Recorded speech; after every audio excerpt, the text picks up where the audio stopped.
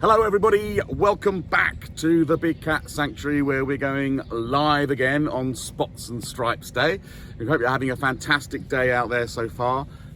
Harry is with us. Say hello, Harry. Hello everyone, welcome. And we've got Dan here with us as well. Hi Dan. Hello everyone. Well, yeah, now we've had Team Spots in the morning. We're now going to go with Team Stripes. Yes, everything's stripy. And of course, that pretty much means tigers. So we've got our newest resident that we're going to visit, Kirana, and then we're going to head over to Amasia and Bacal. But you can just see maybe here, Harry, just the back end of a stripy tiger that's waiting for us to come and talk all about her. So, Dan, today. Hello. So Kirana is brand new to the sanctuary. She is, yeah. What's the reason that Kirana is here, and why is it important? It's really important. She's basically here to retire. So she's had an amazing life at Chester Zoo. She actually had 9 cubs over her period there. And so she's just here to have a bit of a quieter lifestyle in the Kent countryside down here. And yeah, hopefully going to come over and take some chicken drumsticks off us in just a second, which would be quite nice. Excellent, fantastic. And I think, yeah, also it's really interesting that the space that she's left at Chester is then going to get filled by another younger Sumatran tiger that's going to be part of that breeding program. So it's all of us working together to help with that really important program that basically acts as a safety net for endangered species. We apologise for Kasanga wanting to get into the action. Obviously, he's not spotty or stripy, so he's just trying to bust in what we're doing. But we'll go in now with Dan and see if we can get Kirana over and see what she's up for today. Harry, I think we've had some great pictures sent in, haven't we? Absolutely. Thank you everyone for sending your pictures in and getting involved. It's great to see so many people from different walks of life, businesses, schools, all getting involved, having a bit of fun today and raising money for a great cause. And here comes Kirana now. This is great. This is Kirana's first time on a live.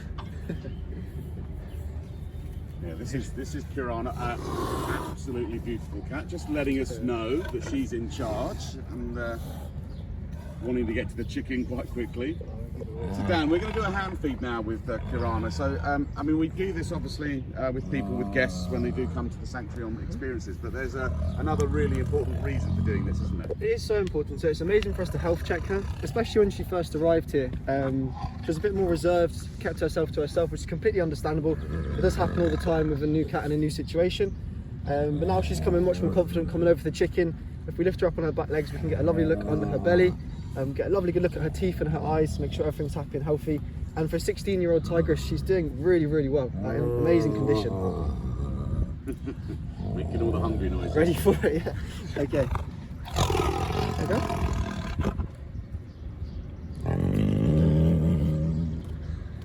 So what she does like to do is take the chicken and walk away, but she will come back. Always comes back for more. So we're talking Team Stripes today. So here's a question, Dan. Right, spots we've talked about earlier. Yep. So what's the difference? Why some spotty, why some stripy, or is there just no reason for it? And what's the reason for both of those? It's a big thing to do with camouflage in general. So it depends on, depends on what area the animal is coming from. Obviously the tigers have that stripes that blend in with the rainforest. So Kirana here is a Sumatran tiger. So coming from the Isle of Sumatra in Indonesia, so that stripe is brilliant for rainforest there. She interrupted Harry you. She wants some more chicken. Sorry, yeah, hold on. Like another one crying here? Okay. And yeah, it's exactly the same with the spots as well. So the spots or the rosettes are the same for the leopards, jaguars, cheetahs, helping them to blend in and camouflage in the area that they're coming from. And all the markings there on the skin of these animals, which some people back home might not know. So for Kirana here, if you were to shave her for an operation, or any of the cats here, those markings will be on the skin and the fur just grows through. Amazing. And she's a Sumatran, so where would we find Sumatran tigers, and what's the current state of Sumatran tigers at the moment? Unfortunately, critically endangered, these animals. So it's believed to be around 400 of the Sumatran tigers left in the wild, so that's why it's so important, as you mentioned earlier, with her breeding programs and her coming down here and the new tigers moving in. It's just helpful for that critically endangered subspecies, and yeah, 400 is absolutely nothing. I guess like with most of our cats and endangered species, that's about loss of habitat, right? That's about mass agriculture. And I think at home, if you're thinking about what can I do to help, we have this question all the time. And I think the main thing you can do is look at your choices, look at your food choices. But it's really important, I think palm oil gets hit all the time. But be careful, don't just ban palm oil. Look for products that have sustainable palm oil in them, because the other oils that come from other plants are actually more destructive than palm oil itself. So good informed choices when you're shopping. It's just a simple one thing you can do to help tigers like Kirana out in the wild. 100%, yeah. Another bit of chicken here. So Dan, looking at that, and you can see Harry just about caught it there. So that getting her up that whole body means you can see underneath, right? Yeah, so, see, because obviously the tigers, they'll be lying watching you from afar in the middle of the enclosure, so you don't get to see the belly very often, or even the paw pads. So as she's coming up with the paw pads against the fence, I was having a quick look there, making sure there's no cracks or anything like that, making sure the claws coming through nice and healthy, and yeah, all perfect. So yeah. Wonderful. And we're going to look at different tigers. We're going to move on in a minute and go to look at Amasia and going to look at Bacal. So with a Sumatran, her body shape and being a subspecies, what makes her different from the other tigers? So they're the smallest subspecies of tiger, the Sumatrans here. So she is quite a small tiger in general. She's a small female, but that just helps with them in their rainforest environment. So they don't need to be huge like the Amma tigers or the Bengal tigers, because they're moving around quite small areas of forest. So if you're huge, you're just going to get stuck moving between all the trees there. Also, obviously, it helps with them sneaking up on their prey, staying nice and secluded in the shadows. And she's definitely one that can just disappear very easily in her enclosure when she drops behind the hedgerow there. Asking for a bit more chicken, I believe. That's tiger, but give me one more. Yes, yeah, one more, shall we? Go on, go.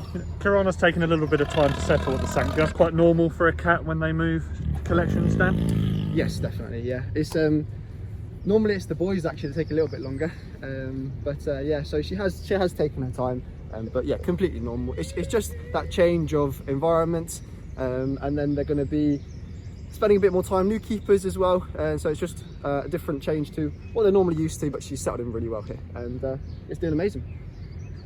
She's already becoming a firm favourite on photography experiences already. I bet. Yeah, adoptions and photography. She's just a wonderful cat, absolutely gorgeous, but still feisty and telling us who's in charge to the other side. Thank you, Kirana. Thank you, Dan. So we're going to move on now and see some more of our tigers over here at the Big Cat Sanctuary. Just goodbye, Kirana.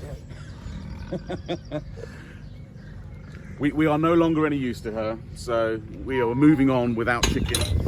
So she's going to settle herself down. And we're going to head over. Harry, have a nice sweeping shot over here so you can see more of the sanctuary, ladies and gents. The beautiful part about what we are here, so having just booked experiences that we have maybe 20 or 30 people here on one day across a big 30-odd acre site. So for the cats, it's nice and quiet. For that breeding program, it means that it's the perfect environment for them just to get on and do what they do. And also, you know, we haven't got thousands of people coming through the door, which is great for us and great for the cats. So obviously open days are a different experience. So we've got those coming up at the end of July. This is a very different place. This will be filled with an arena, lots of people, those anti-poaching dogs, the birds flying and everything going on. So still a few more tickets left if you want to get in on the Wednesday or the Thursday morning. So do jump on and buy those if you want to come a very different day here at the sanctuary. But we're heading over now to see an amazing cat that's we have our newest resident over here. This is one of our longer term residents, the lovely Amasia, who is, I can see her just over there, Harry, just hiding. I love the cats. Here's a big old tiger. There. we're these little human beings, and she's just hiding over there, thinking that we can't see her. Just popping her head up, just checking out whether or not what we're doing for her, and whether or not it's going to involve food, which basically is the main driver of the whole place, isn't it, Dan? Yeah. If you haven't got food for the cats, they probably won't move for you. But that's just cats in general. But I'll just try and grab her attention quickly. Rattle the Dreamies packet, as it were. Maisie? Major, come on in. Come on. Well, she's seen me. She's got eyes. Got eyes on us. We've got old Come Bacal on, in the background there, wandering around. He's keen. Always likes a bit of chicken. Oh, he will. Amasia, perhaps, you know, a little more selective about whether or not she comes over. It's got to be on her terms. Well, to be fair, if we walk around, we get a lovely view of her. If you Yeah, want we can wander around. She's just watching us. Could be one of the biggest hurdles, can't it, Dan, for a keeper, just getting the cats to cooperate. Definitely. I mean, So, while we're wandering around, we can see her. So, little ears back, just wondering what we're up to. So, we saw Kirana. Kirana was a Sumatran, as you said. So, Amasia is a Amma tiger. Okay. And he looks like she's not wanting some breakfast this morning, which is absolutely fine. You know, sometimes you don't want to move for a bit of chicken, but she's posing very beautifully for us there, regardless. Absolutely stunning. And lighter colour though than Kirana over there. Is there? What's the reasoning behind that, Dan? Oh, hey, this looks moving for chicken now. There we are. So that is because where she comes from in the wild. So this is an Amma tiger, found in forest in Russia. Beautiful species of tiger. There you go. And so that coloration is just to kind of camouflage with her natural habitat. So she's got a white belly and quite light orange fur, as you say, in comparison to Kirana there. Whereas Kirana is the jungle kind of tiger. This girl will be found in more of a snowy environment, still quite a lot of forested areas, but yeah, just helping her blend in short. Amazing. Similar attitude to Yes. Kirana, to us. Tigers are tigers. Tigers are tigers, no matter what subspecies they are. Basically having a sort of a little chat to us to say, look, well, you know, are you talking or are you going to give me some chicken, basically. We can walk up. So we wander around and see if she's going to come around and take some chicken off of us. There we go. That was quite a quick jump. More interesting. There we go. Yeah, she's very vocal, but I really like that about her. You know, at the end of the day, as you say, she's a tiger. She's not a domestic cat. I think this is one of the philosophies we have here at the centre as well, isn't it? It's basically down to the cats. We have a luxury of not having to have a feeding time for the animals here, so there's not a set time during the day that we have to give them some food. So that really makes it on their own terms, and as Harry says, getting cats over the but that's because it's really down to them whether or not they want to come over. Obviously from a keeper point of view, we have to make sure they are feeding and check their weights and things like that. But generally, we mix up what food we give them and how we give it to them. Is that right, Dan? Yes, 100%. So we'll mix it up, what day of the week, what type of food it is, how much it is, just to never expect you waiting. And it is always on their terms. So obviously, we'll never go in there and try and bring them over to us. If they want to come over, they can. If they want to participate, they can. If they don't, that is completely fine. I see Puna just chatting in the background. Our rather gorgeous Sumatran tigress over there, Puna, just sort of chirping up and wondering whether or not any of this chicken is coming her way. Definitely going to be getting a lot of chicken today, so don't feel bad that we're not going to give her a bit right now, because she is a regular for the chicken drumsticks. I was going to say, I mean, Amasia perhaps more selective, Puna chicken every time, pretty much. Huh?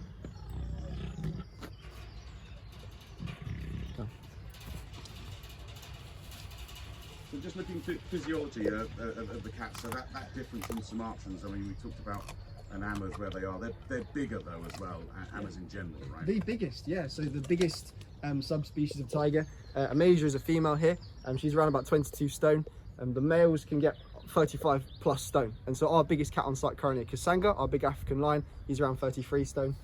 So in the debate of what's bigger, lions or tigers, technically lions in terms of species, but in terms of particular animals that can get as big as they can get, it's the male Amma tigers that can get huge, absolutely huge.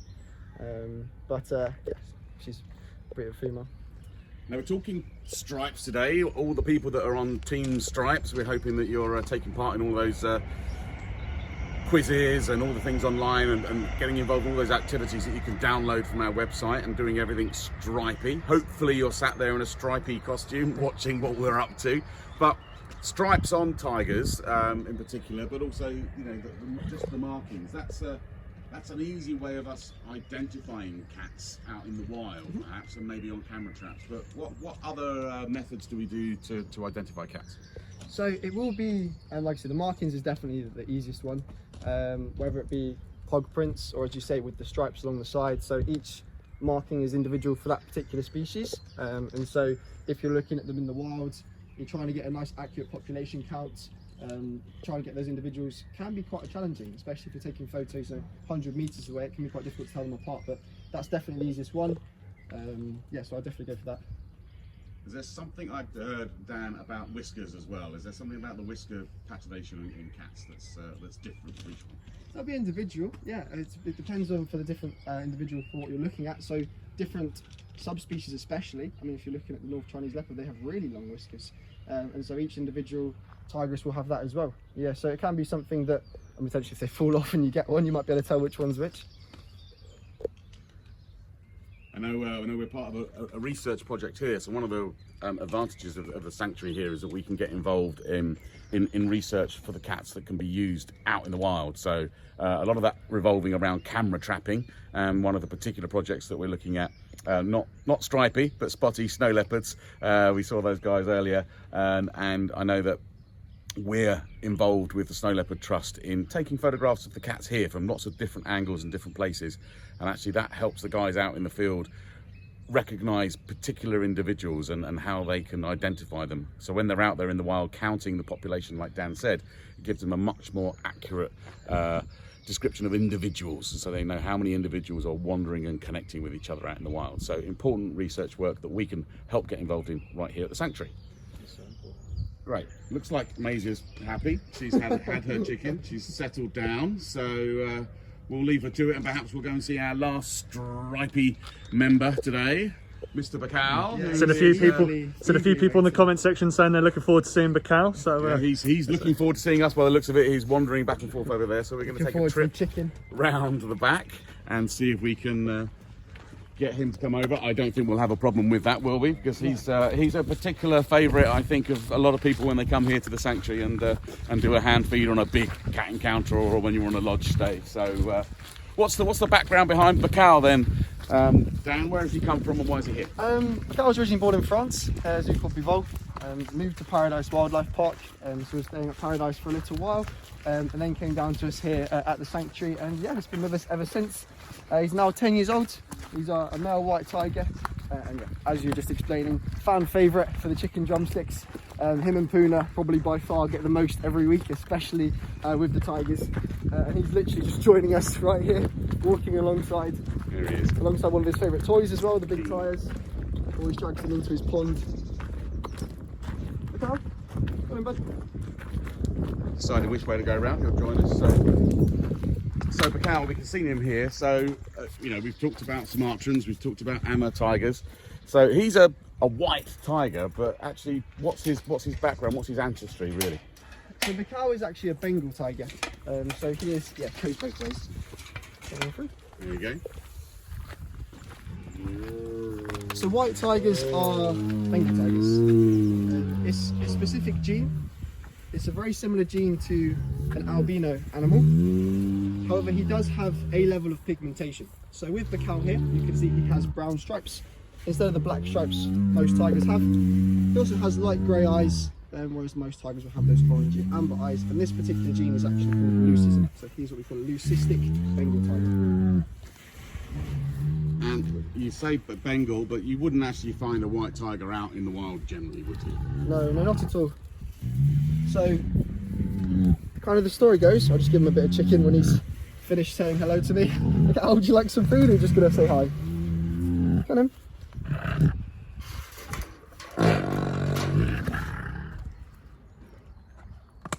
Yeah, so in the wild, you don't see white Bengal tigers for one pretty good reason. We talk about why the cats have stripes, why they have spots. It's for camouflage, and he has those stripes, but it's accompanied by bright white fur. And as you're walking around the sanctuary, you might not be able to see a Maisia, you might not be able to see Puna because they're so well camouflaged with their stripes. But Bacal here, with his bright white fur, you can see him from the other side of sight, even if he's just relaxing in the trees. So his camouflage doesn't work very well, which is therefore why you don't see these cats in the wild.